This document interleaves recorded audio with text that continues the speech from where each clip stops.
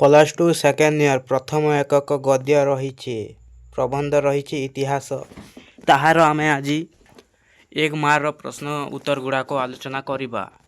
ତ ଆସ ଦେଖିବା 1 ମାର୍କର ପ୍ରଶ୍ନ ଉତ୍ତର କ'ଣ ଅଛି। ତ ପ୍ରଥମେ ଆମେ ଦେଖିବା ସଂକ୍ଷିପ୍ତ ଉତ୍ତର ମୂଳକ, ଯାହାକି 4 ଗୋଟି ସମ୍ଭାବ୍ୟ ଉତ୍ତର ମଧ୍ୟରୁ ଠିକ୍ ଉତ୍ତର ବାଛି ଲେଖ। ପ୍ରଶ୍ନର ମୂଲ୍ୟ ହେଉଛି 1 ନମ୍ବର। 1 ନମ୍ବର ପ୍ରଶ୍ନ ଦେଖିବା, ମନୁଷ୍ୟତ୍ୱର ବିଶେଷ ଲକ୍ଷଣ କ'ଣ? ଉତ୍ତର ତତ୍ତ୍ୱ ନିରୂପଣ ପ୍ରୟାସ। ମୁଁ ପ୍ରଶ୍ନ କହି ଉତ୍ତର କହିଦେବି, ଆପଣମାନେ ନୋଟ୍ କରିବେ, ଏହା ମନ ଦେଇ ଶୁଣିବେ ହେଲା। ହଉ ଦେଖିବା, କେଉଁ ଶ୍ରେଣୀର ମନୁଷ୍ୟ ପୃଥିବୀର ନାନା ବସ୍ତୁ ଦର୍ଶନ କରନ୍ତି ଓ ସମ୍ଭୋଗ କରନ୍ତି? ପ୍ରଥମ, କେଉଁ ଶ୍ରେଣୀର ମନୁଷ୍ୟମାନଙ୍କଠାରେ ବସ୍ତୁର ତତ୍ତ୍ୱ ନିରୂପଣ କରିବା ବିଷୟରେ ପ୍ରୟାସ ଦେଖାଯାଏ? 1 ଶ୍ରେଣୀ। ଅନନ୍ତ ପ୍ରକୃତି ସାଙ୍ଗରେ କାହାର ନିତ୍ୟ ଯୋଗ? ମନୁଷ୍ୟ। କେଉଁ ସମ୍ବନ୍ଧରୁ ବିଚ୍ଛିନ୍ନ ହେଲେ ମଣିଷ ଜୀବନର ମୂଲ୍ୟ କିଛି ରହେ ନାହିଁ? ଅନନ୍ତ ଅତୀତ। ପାଦମୂଳରୁ ନିମ୍ନ ଦେଶକୁ ଅବତରଣ କଲେ କ'ଣ ଦେଖିବ? ନରକଙ୍କାଳ। କେଉଁ ରାଷ୍ଟ୍ର ବିପ୍ଳବ କଥା ସ୍ମରଣ କଲେ ଆମ୍ଭମାନଙ୍କର ହୃତକମ୍ପ ହୁଏ? ଫରାସୀ ରାଷ୍ଟ୍ର ବିପ୍ଳବ। ବର୍ତ୍ତମାନ ମାନବ ସମାଜ ଦେହରେ କେଉଁ ମାନବ ସମାଜର ଭାବରାଶି ନିହିତ ଥିବାର ପ୍ରତ୍ୟକ୍ଷ ହୁଏ? ଅତୀତ। ମାନବର ପ୍ରକୃତି ଉନ୍ନତି କାହା ସଙ୍ଗେ ଘନିଷ୍ଠ ଭାବରେ ସମ୍ବନ୍ଧ? ସତ୍ୟ। ମଣିଷ ଜୀବନର ସମସ୍ତ ଘଟଣାର ଲକ୍ଷ୍ୟ ଗତି କେଉଁ ଆଡ଼କୁ? 1 ଆଡ଼କୁ। ପ୍ରକୃତ ପକ୍ଷେ ଜଗତର କୌଣସି ଘଟଣା ଦେଶ ଶୂନ୍ୟ ନୁହେଁ, ଅର୍ଥ। ସମାଜର ସମସ୍ତ ବ୍ୟାପାର କାହାର ଅନ୍ତର୍ଭୁକ୍ତ? ଇତିହାସ। ବ୍ୟକ୍ତିଗତ ଜୀବନ ଇତିହାସକୁ ଆମ୍ଭେମାନେ କେଉଁ ଆଖ୍ୟା ପ୍ରଦାନ କରିଥାଉଁ? ଜୀବନ ଚରିତ। ପ୍ରସିଦ୍ଧ ପଣ୍ଡିତ ପ୍ରଚଳିତ ଇତିହାସକୁ ଗଭୀରତା ଶୂନ୍ୟ କେଉଁ ଗଳ୍ପ ବୋଲି କହିଛନ୍ତି? ଗ୍ରାମ୍ୟ ଗଳ୍ପ। ଆମ୍ଭମାନଙ୍କ ଦେଶରେ ଇତିହାସ ବର୍ଣ୍ଣାବଳୀ କାହାର ମାତ୍ର ଅତ୍ୟନ୍ତ ଅଧିକ? କଳ୍ପନା। ପ୍ରାଚୀନ କେଉଁ ଶାସ୍ତ୍ର ଐତିହାସିକ ସତ୍ୟରେ ପରିପୂର୍ଣ୍ଣ? ଧର୍ମ। ଇତିହାସକୁ କେତେଗୁଡ଼ିଏ ଘଟଣାର ଡେସ୍ ବୋଲି କୁହାଯାଏ? ସମଷ୍ଟି। ମନୁଷ୍ୟମାନଙ୍କ ମଧ୍ୟରେ ପ୍ରକୃତିଗତ କ'ଣ ବିଦ୍ୟମାନ? ସୌସାଦୃଶ୍ୟ। କେଉଁ ଶିକ୍ଷା ମଣିଷ ପାଇଁ ଅଧିକ ଉପଯୋଗୀ? ଉପଦେଶାତ୍ମକ ଶିକ୍ଷା। ପତନ କଥାଟି କେଉଁ ବ୍ୟକ୍ତିର ମସ୍ତକରେ ଉଜ୍ଜ୍ୱଳାକ୍ଷରରେ ଲିଖିତ ହୋଇଅଛି? ଅହଙ୍କାରୀ। କେଉଁ ମାନବ ପୃଥିବୀର ବିପରୀତ ଭାବ ଦର୍ଶନ କରି ଅବିଶ୍ୱାସୀ ହୁଏ? ଅପରିଣାମଦର୍ଶୀ।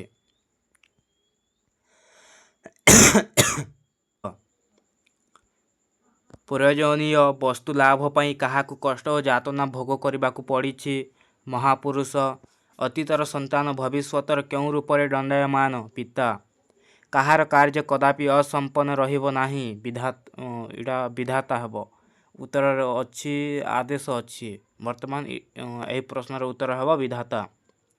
ବିଧାତା କାହାକୁ ଉଚ୍ଚ ଅଧିକାର ଦିଅନ୍ତି? ଯୋଗ୍ୟ ଲୋକ।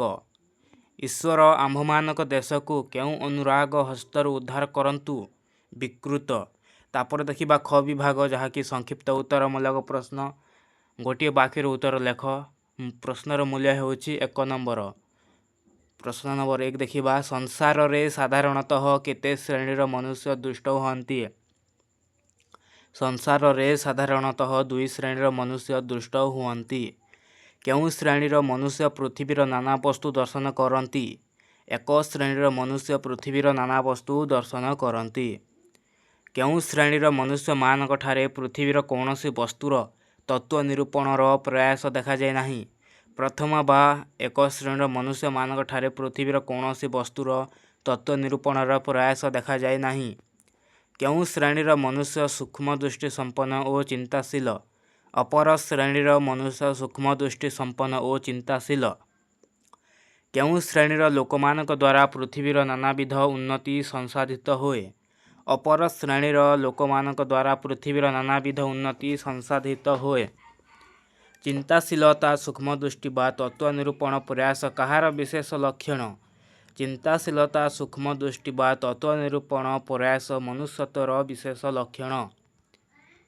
ମାନବ ସମାଜର ବୈଷୟିକ ଓ ଆଧ୍ୟାତ୍ମିକ ଉନ୍ନତି କାହା ପ୍ରଭାବରେ ସଂସାଧିତ ହେଉଛି? ଚିନ୍ତାଶୀଳ, ସୂକ୍ଷ୍ମଦୃଷ୍ଟି ବା ତତ୍ତ୍ୱ ନିରୂପଣ ପ୍ରଭାବରେ ମାନବ ସମାଜର ବୈଷୟିକ ଓ ଆଧ୍ୟାତ୍ମିକ ଉନ୍ନତି ସଂସାଧିତ ହେଉଛି। ମନୁଷ୍ୟ କାହାର ପ୍ରତିକୃତି? ମନୁଷ୍ୟ ଅନନ୍ତ ଦେବଙ୍କର ପ୍ରତିକୃତି। ପ୍ରକୃତିସ୍ଥ ମନୁଷ୍ୟର ମନ କିପରି? ପ୍ରକୃତିସ୍ଥ ମନୁଷ୍ୟର ମନ ନିତ୍ୟ କ୍ରିୟାଶୀଳ। ଅନନ୍ତ ପ୍ରକୃତି ସଙ୍ଗେ କାହାର ନିତ୍ୟ ଯୋଗ ହୋଇଥାଏ? ଅନନ୍ତ ପ୍ରକୃତି ସଙ୍ଗେ ମନୁଷ୍ୟର ମନର ନିତ୍ୟ ଯୋଗ। ଅନନ୍ତ ଅତୀତ ଓ ଅନନ୍ତ ଭବିଷ୍ୟତ ସଙ୍ଗେ କାହାର ଘନିଷ୍ଠ ଭାବରେ ସମ୍ବନ୍ଧ? ଅନନ୍ତ ଅତୀତ ଓ ଅନନ୍ତ ଭବିଷ୍ୟତ ସଙ୍ଗେ ବର୍ତ୍ତମାନର ଜୀବ ହୋଇ ସୁଦ୍ଧା ମଣିଷର ଘନିଷ୍ଠ ସମ୍ବନ୍ଧ। କେଉଁ ସମ୍ବନ୍ଧରୁ ବିଚ୍ଛିନ୍ନ ହେଲେ ମଣିଷ ଜୀବନର କିଛି ମୂଲ୍ୟ ରହିବ ନାହିଁ? ଅନନ୍ତ ଅତୀତ ଓ ଅନନ୍ତ ଭବିଷ୍ୟତ ସମ୍ବନ୍ଧରୁ ବିଚ୍ଛିନ୍ନ ହେଲେ ମଣିଷ ଜୀବନର କିଛି ମୂଲ୍ୟ ରହିବ ନାହିଁ। ବର୍ତ୍ତମାନ ଯାହା କିଛି ଆମର ନୟନ ଗୋଚର ହୁଏ ସମସ୍ତେ କାହାର ସନ୍ତାନ? ବର୍ତ୍ତମାନ ଆମର ନୟନ ଗୋଚର ହେଉଥିବା ସମସ୍ତେ ଅତୀତର ସନ୍ତାନ। ପାଦମୂଳରୁ ନିମ୍ନଦେଶକୁ ଅବତରଣ କଲେ କ'ଣ ଦେଖିବ? ପାଦମୂଳରୁ ନିମ୍ନଦେଶକୁ ଅବତରଣ କଲେ କେବଳ ନରକଙ୍କାଳ ଦେଖିବ। ବର୍ତ୍ତମାନର ଅବସ୍ଥା ପ୍ରାପ୍ତି ପାଇଁ ରାଶି ରାଶି କ'ଣ ପତିତ ହୋଇଅଛି? ବର୍ତ୍ତମାନର ଅବସ୍ଥା ପ୍ରାପ୍ତି ପାଇଁ ରାଶି ରାଶି ନରଦେହ ପତିତ ହୋଇଅଛି। ପ୍ରଶ୍ନ 16 କେଉଁ ରାଷ୍ଟ୍ର ବିପ୍ଳବ କଥା ସ୍ମରଣ କଲେ ଆମର ହୃତ କମ୍ପ ହୁଏ? ଫରାସୀ ରାଷ୍ଟ୍ର ବିପ୍ଳବ କଥା ସ୍ମରଣ କଲେ ଆମର ହୃତ କମ୍ପ ହୁଏ। ଲକ୍ଷ ଲକ୍ଷ ମହାପ୍ରାଣୀଙ୍କ ବିନାଶ ବାର୍ତ୍ତା ଶ୍ରବଣ କରି ପ୍ରାଣ କ'ଣ ହୁଏ? ଉତ୍ତର ରଖିବା। ଲକ୍ଷ ଲକ୍ଷ ମହାପ୍ରାଣୀଙ୍କ ବିନାଶ ବାର୍ତ୍ତା ଶ୍ରବଣ କରି ଦୁଃଖରେ ଶୋକରେ ପ୍ରାଣ ଅବସନ୍ନ ହୋଇପଡ଼େ। ସମଗ୍ର ଅତୀତ ମାନବ ଜାତିର ରକ୍ତ ଓ ମାଂସରୁ କାହାର ସୃଷ୍ଟି? ସମଗ୍ର ଅତୀତ ମାନବ ଜାତିର ରକ୍ତ ଓ ମାଂସରୁ ବର୍ତ୍ତମାନର ମାନବୋନ୍ନତି ସୃଷ୍ଟି। ବର୍ତ୍ତମାନ ମାନବ ସମାଜ ଦେହରେ ଅତୀତ ମାନବ ସମାଜର କ'ଣ ପ୍ରତ୍ୟକ୍ଷ ହୁଏ? ବର୍ତ୍ତମାନ ମାନବ ସମାଜ ଦେହରେ ଅତୀତ ମାନବ ସମାଜର ଭାବରାଶି ନିହିତ ଥିବାର ପ୍ରତ୍ୟକ୍ଷ ହୁଏ। ପରିବର୍ତ୍ତନଶୀଳ ଜଗତରେ ସକଳ ବସ୍ତୁର କ'ଣ ଉପସ୍ଥିତ ହୋଇଅଛି? ପରିବର୍ତ୍ତନଶୀଳ ଜଗତରେ ସକଳ ବସ୍ତୁର ରୂପାନ୍ତର ଓ ଭାବାନ୍ତର ଉପସ୍ଥିତ ହୋଇଅଛି। କାହାର ବିଲୋପ ଅସମ୍ଭବ? ମାନବର ପ୍ରକୃତି ଉନ୍ନତି ସତ୍ୟ ସଙ୍ଗେ ଘନିଷ୍ଠ ଭାବରେ ସମ୍ବନ୍ଧିତ, ତାହାର ବିଲୋପ ଅସମ୍ଭବ। ସତ୍ୟ ସଙ୍ଗେ ବିରୋଧ ଘଟିଲେ କ'ଣ ହେବ? ସତ୍ୟ ସଙ୍ଗେ ବିରୋଧ ଯାହାର ତାର ବିନାଶ ଅନିବାର୍ଯ୍ୟ। କ'ଣ ପୂର୍ବ ଅପେକ୍ଷା ଉଜ୍ଜ୍ୱଳ ଆକାରରେ ପ୍ରତିଭାତ ହୁଏ? କେବଳ ବିଶୁଦ୍ଧ ସତ୍ୟଟି ସାରବସ୍ତୁଟି ପୂର୍ବାପେକ୍ଷା ଉଜ୍ଜ୍ୱଳତର ଆକାରରେ ପ୍ରତିଭାତ ହୁଏ। ବ୍ୟକ୍ତିଗତ ଜୀବନ ବିଷୟ ଆଲୋଚନା କଲେ ଆମ୍ଭେମାନେ କେଉଁ ବିଷୟ ବୁଝିବାକୁ ସମର୍ଥ ହେଉ? ବ୍ୟକ୍ତିଗତ ଜୀବନ ବିଷୟ ଆଲୋଚନା କଲେ ଆମ୍ଭେମାନେ ସମଷ୍ଟିଗତ ଜୀବନ ବା ମାନବ ଜାତିର ବିଷୟ ବୁଝିବାକୁ ସମର୍ଥ ହେଉ। ମାନବ ଜୀବନରେ କ'ଣ ଛଡ଼ା ଅଧିକ କିଛି ଦେଖାଯାଏ ନାହିଁ। ମାନବ ଜୀବନରେ କେତେଗୁଡ଼ିଏ ଘଟଣାର ସମଷ୍ଟି ଛଡ଼ା ଆଉ ଅଧିକ କିଛି ଦେଖାଯାଏ ନାହିଁ। ସ୍ଥୂଳ ଦୃଷ୍ଟି ମାନବ ନିକଟରେ ଜଗତଟା କ'ଣ? ସ୍ଥୂଳ ଦୃଷ୍ଟି ମାନବ ନିକଟରେ ଜଗତଟା କେବଳ ବିରୁଦ୍ଧ ଭାବପୂର୍ଣ୍ଣ।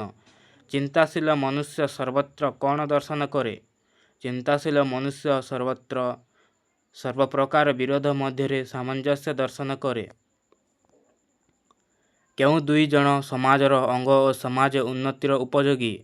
ଐଶ୍ୱର୍ଯ୍ୟଶାଳୀ ରାଜା ଓ ଦିନହୀନ କୃଷକ ଉଭୟେ ସମାଜର ଅଙ୍ଗ ଓ ସମାଜ ଉନ୍ନତିର ଉପଯୋଗୀ। ଜଣେ ମନୁଷ୍ୟକୁ ଜାଣିବାକୁ ହେଲେ ତା'ର କ'ଣ ଜାଣିବା ଆବଶ୍ୟକ? ଜଣେ ମଣିଷକୁ ଜାଣିବାକୁ ହେଲେ ତା'ର ସମଗ୍ର ଜୀବନର ଇତିହାସ ଜାଣିବା ଆବଶ୍ୟକ। ବ୍ୟକ୍ତିଗତ ଜୀବନର ଇତିହାସକୁ ଆମ୍ଭେମାନେ କେଉଁ ଆଖ୍ୟା ପ୍ରଦାନ କରିଥାଉଁ? ବ୍ୟକ୍ତିଗତ ଜୀବନର ଇତିହାସକୁ ଆମ୍ଭେମାନେ ଜୀବନ ଚରିତ ଆଖ୍ୟା ପ୍ରଦାନ କରିଥାଉ। ଜାତିର ଇତିହାସକୁ ସେହି ଜାତିର କ'ଣ ବୋଲାଯାଇପାରେ? ଜାତିର ଇତିହାସକୁ ସେହି ଜାତିର ଜୀବନ ଚରିତ ବୋଲାଯାଇପାରେ। ପ୍ରଚଳିତ ଇତିହାସକୁ କାହା ସହିତ ତୁଳନା କରାଯାଇଛି? ପ୍ରଚଳିତ ଇତିହାସକୁ ଗଭୀରତା ଶୂନ୍ୟ ଗ୍ରାମ୍ୟ ଗଳ୍ପ ସହ ତୁଳନା କରାଯାଇଛି। ପ୍ରଥମାବସ୍ଥାରେ ଇତିହାସର କ'ଣ ନଥିଲା? ପ୍ରଥମାବସ୍ଥାରେ ଇତିହାସର ଅସ୍ତିତ୍ୱ ନଥିଲା। କେଉଁ ଜାତି କଳ୍ପନାପ୍ରିୟ ଭାବରେ ଖ୍ୟାତ? ହିନ୍ଦୁ ଜାତି କଳ୍ପନାପ୍ରିୟ ଭାବରେ ଖ୍ୟାତ। ପ୍ରତ୍ୟେକ ଜାତିର ପ୍ରାଚୀନ ଇତିହାସ କାହାର କଳ୍ପନା ମିଶ୍ରିତ ବିବରଣୀ? ପ୍ରତ୍ୟେକ ଜାତିର ପ୍ରାଚୀନ ଇତିହାସ କେବଳ କେତେଗୁଡ଼ିଏ କ୍ଷମତାଶାଳୀ ବୀରପୁରୁଷଙ୍କର କଳ୍ପନା ମିଶ୍ରିତ ବିବରଣ ଅଟେ। ମନ୍ଦିର ଗୃହରେ ଖୋଦିତ ମୂର୍ତ୍ତି ଓ ଫଲକାଦିରେ ଦେଶର କ'ଣ ଲିଖିତ ହୋଇ ରହିଛି?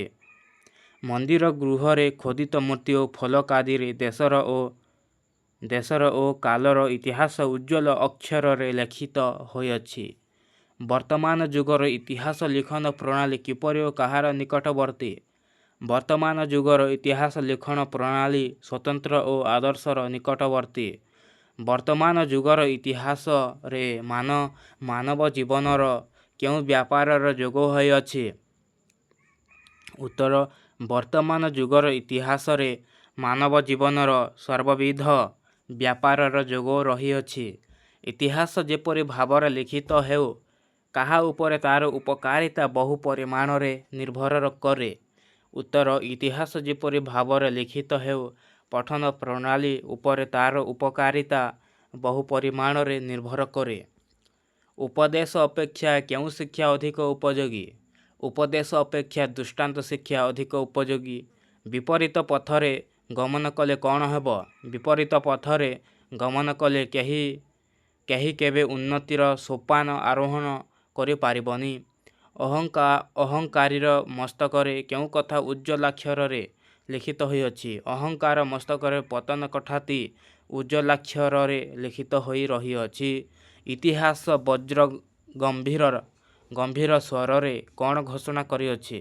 ଧର୍ମର ଜୟ, ଅଧର୍ମର ପରାଜୟ। ଏହି କଥା ଇତିହାସ ବଜ୍ର ଗମ୍ଭୀର ସ୍ୱରରେ ଘୋଷଣା କରିଛି। ଅପରିଣାମଦର୍ଶୀ ମାନବ ପୃଥିବୀର କ'ଣ ଦର୍ଶନ କରି ଅବିଶ୍ୱାସୀ ହୁଏ? ଅପରିଣାମଦର୍ଶୀ ମାନବ ପୃଥିବୀର ବିପରୀତ ଭାବ ଦର୍ଶନ କରି ଅବିଶ୍ୱାସୀ ହୁଏ। ଇତିହାସକୁ କେଉଁ ଶିକ୍ଷକ ଭାବରେ ଅଭିହିତ କରାଯାଇଛି? ଇତିହାସକୁ ଦ୍ୱିତୀୟ ଶିକ୍ଷକ ଭାବରେ ଅଭିହିତ କରାଯାଇଛି। କେଉଁ ବସ୍ତୁ ଲାଭ କରିବା ପାଇଁ ମହାପୁରୁଷମାନଙ୍କୁ କଷ୍ଟ ଯାତନା ଭୋଗ କରିବାକୁ ପଡ଼ିଛି? ପ୍ରତ୍ୟେକ ପ୍ରୟୋଜନୀୟ ବସ୍ତୁ ଲାଭ କରିବା ପାଇଁ ମହାପୁରୁଷମାନଙ୍କୁ କଷ୍ଟ ଓ ଯାତନା ଭୋଗ କରିବାକୁ ପଡ଼ିଛି। କେଉଁମାନଙ୍କ ସମ୍ପର୍କରେ କିଞ୍ଚିତ ଜ୍ଞାନ ଲାଭ କରିବା ଉଚିତ? ଯେଉଁ ଅତୀତ ଆମ୍ଭମାନଙ୍କୁ ଏତେ ରତ୍ନ ପ୍ରଦାନ କରିଅଛି, ଯେଉଁ ମହିମାନ୍ୱିତ ପୁରୁଷମାନେ ଆମ ଲାଗି ଦେହପାତ କରିଛନ୍ତି, ସେମାନଙ୍କ ସମ୍ପର୍କରେ କିଞ୍ଚିତ ଜ୍ଞାନ ଲାଭ କରିବା ଉଚିତ। କିଏ ଭବିଷ୍ୟତର ପିତା ରୂପେ ଦଣ୍ଡାୟମାନ? ଅତୀତର ସନ୍ତାନ ଭବିଷ୍ୟତର ପିତା ରୂପେ ଦଣ୍ଡାୟମାନ। ପୁତ୍ର ପାଇଁ କ'ଣ ରଖିଯିବା ପିତାର କର୍ତ୍ତବ୍ୟ ନୁହେଁ। ପୁତ୍ର ପାଇଁ ପୈତୃକ ସମ୍ପତ୍ତି ରଖିଯିବା କେବଳ ପିତାର କର୍ତ୍ତବ୍ୟ ନୁହେଁ। ଜାତି ଅଯୋଗ୍ୟ ହେଲେ ତା'ର ଗତି କୁଆଡ଼େ? ଜାତି ଅଯୋଗ୍ୟ ହେଲେ ତା'ର ଗତି ରସାତଳକୁ। ବିଧାତା ଯୋଗ୍ୟତା ଥିବା ଲୋକକୁ କ'ଣ ଦିଅନ୍ତି? ବିଧାତା ଯୋଗ୍ୟତା ଥିବା ଲୋକଙ୍କୁ ଉଚ୍ଚ ଅଧିକାର ଦିଅନ୍ତି। କେଉଁ ଜାତି କଦାପି ସଭ୍ୟତାର ଉଚ୍ଚତର ସୋପାନ ଆରୋହଣ କରିପାରେ ନାହିଁ? ନୀତିହୀନ ଅନୁଦାର ଜାତି କଦାପି ସଭ୍ୟତାର ଉଚ୍ଚତର ସୋପାନ ଆରୋହଣ କରିପାରେ ନାହିଁ। ମନୁଷ୍ୟର ଅନୁରାଗର କାରଣ କ'ଣ? ସ୍ୱଜାତି ସଙ୍ଗେ ନିକଟ ସମ୍ପର୍କ ହିଁ ମନୁଷ୍ୟର ଅନୁରାଗର କାରଣ। ମନୁଷ୍ୟର କେଉଁ ଅଭାବକୁ ଦୋଷ ବୋଲି କୁହାଯାଇଛି? ମନୁଷ୍ୟର ସ୍ୱଜାତି ସହ ନିକଟ ସମ୍ପର୍କର ଅଭାବକୁ ଦୋଷ ବୋଲି କୁହାଯାଇଛି। କ'ଣ ଦୃଷ୍ଟି ଶକ୍ତିକୁ ହ୍ରାସ କରିଦିଏ? ବିକୃତ ସ୍ୱଜାତି ପ୍ରିୟତା ମଣିଷର ଦୃଷ୍ଟି ଶକ୍ତିକୁ ହ୍ରାସ କରିଦିଏ। କ'ଣ ଅନ୍ୟ ଜାତିର ମହତ୍ତ୍ୱ ଦେଖିବାକୁ ଦିଏ ନାହିଁ? ସଂକୀର୍ଣ୍ଣତା ଓ ପରଜାତି ବିଦ୍ୱେଷ ଅନ୍ୟ ଜାତିର ମହତ୍ତ୍ୱକୁ ଦେଖିବାକୁ ଦିଏ ନାହିଁ। କ'ଣ ଉନ୍ନତି ଲାଭର ଉତ୍କୃଷ୍ଟ ସହାୟ? ପୂର୍ବ ଗୌରବର ସ୍ମୃତି ଉନ୍ନତି ଲାଭର ଗୋଟିଏ ଉତ୍କୃଷ୍ଟ ସହାୟ। ପୂର୍ବ ଗୌରବର ସ୍ମୃତି କେବଳ ସ୍ମୃତି ବା ବାକ୍ୟ ମାତ୍ରାରେ ଅବସ୍ଥିତ କଲେ କ'ଣ ହେବ ବୋଲି କୁହାଯାଇଛି?